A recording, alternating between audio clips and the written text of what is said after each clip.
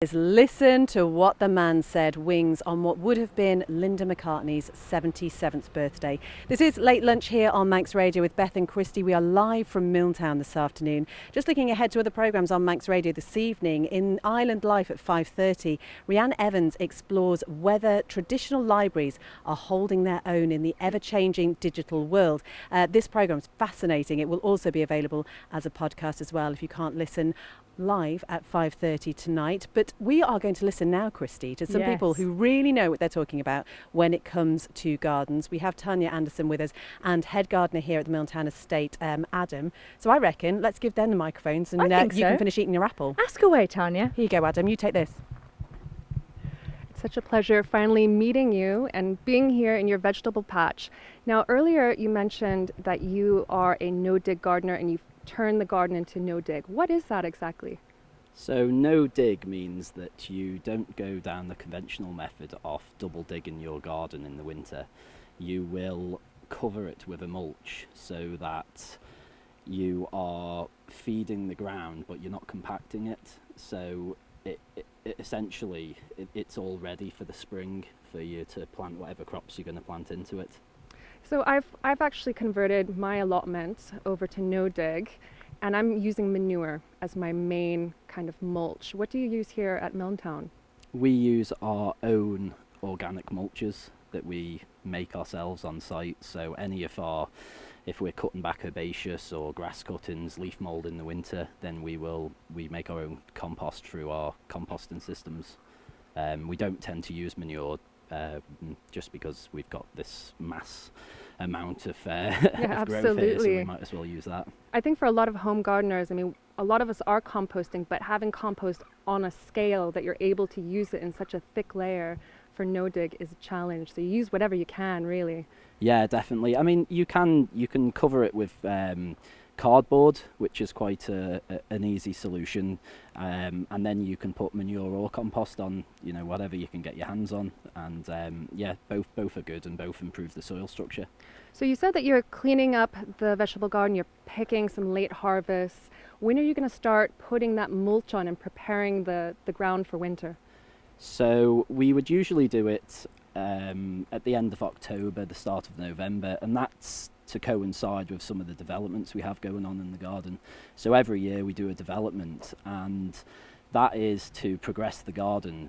All the while we still have to maintain it, and you create a schedule of works that we can implement it at the correct time of the year, essentially. And November tends to be quite a wet month, so we can put some time aside to the vegetable garden. So you're doing it in October out of convenience, but people could be doing it now even. Yeah. You can. Yeah, as soon as you start harvesting and you've got some clear space, then get the cardboard down, get the mulch on top, and you're good to go, and it'll be ready for the spring. But it's not quite ready for that just yet. There's still loads here. Shall we have a walk down and see what's growing here in the garden? Yeah.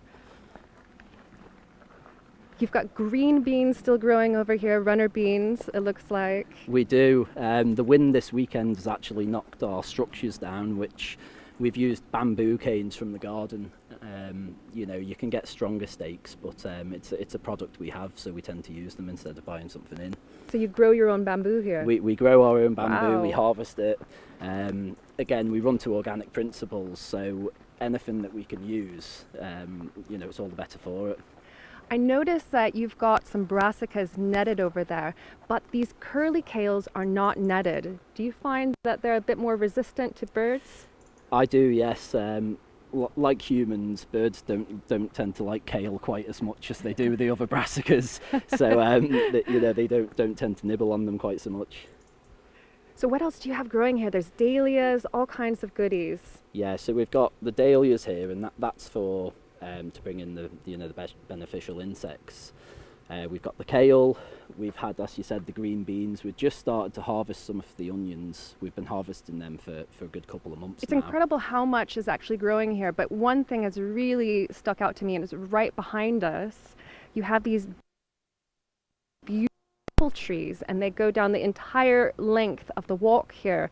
How do you actually grow these and basically train the trees into this shape in the home garden?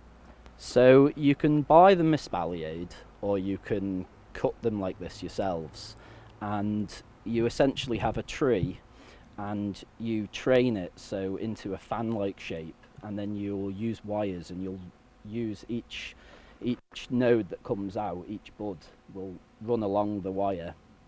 And yeah, it's a great use of space, because if you've only got a small area, then you can have a fruit tree.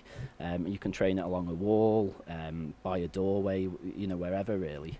And for us here, we've used it as a deterrent. So when we first opened the gardens, we've got this water course running through, and we had to effectively put a boundary up. And with us being in the vegetable garden, you know, what a better idea than use something that will provide fruit, rather than, you know, like a fence, say.